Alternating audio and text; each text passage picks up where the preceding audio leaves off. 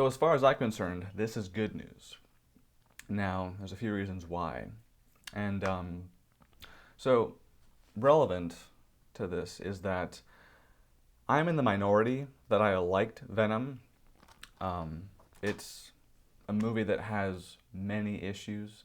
It's by no means a great film, in my opinion, but I did enjoy it. But I acknowledge that, it's one of those films where I walked out of the theater thinking, oh, this could have been so much better, and it's not, and that's hard to accept. But, you move on because you can't, you don't want to dwell on that. So when I read that Andy Serkis was in talks, I got really excited because the thing he's known for is his motion capture acting. And if you look at his IMDb, he became famous for playing Gollum in Lord of the Rings. And then he ended up doing second unit directing on the Hobbit films and also playing Gollum in like the first one, if I recall correctly. And so not only does he have an appreciation for actors in front of the camera, he also has all that experience working with Peter Jackson, one of the great epic filmmakers.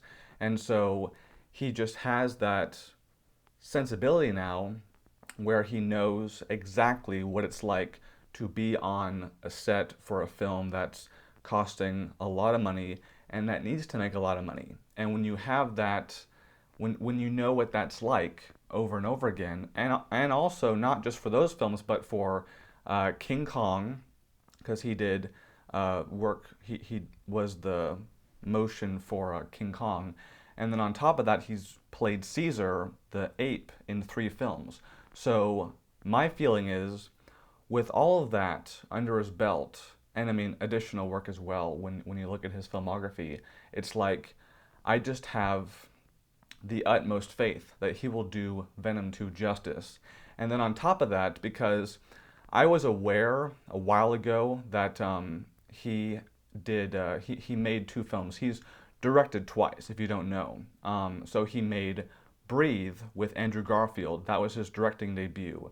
Then he did Mowgli for Netflix. And what was astonishing is that I actually watched those films back to back over the last 2 nights. So I watched Mowgli last night, and then I watched Breathe the night before. And this was right after I learned that he was directing, because I couldn't wait to find out what his skill set was like. And so Breathe, for me personally, in my opinion, it's like one of the best directorial debuts ever. It was such a well done movie, very emotional, and it was one of those films that I just didn't want to end. Andrew Garfield and Claire Foy are fantastic in that film. I was just really, really impressed by that movie. Like, I could not believe he did that. I thought, dude, you've got chops. And then I watched Mowgli, and unfortunately, Mowgli was disappointing. I mean, because I already knew about the Mowgli film, and it wasn't a film that I was personally very interested in before I learned about Serkis directing this movie.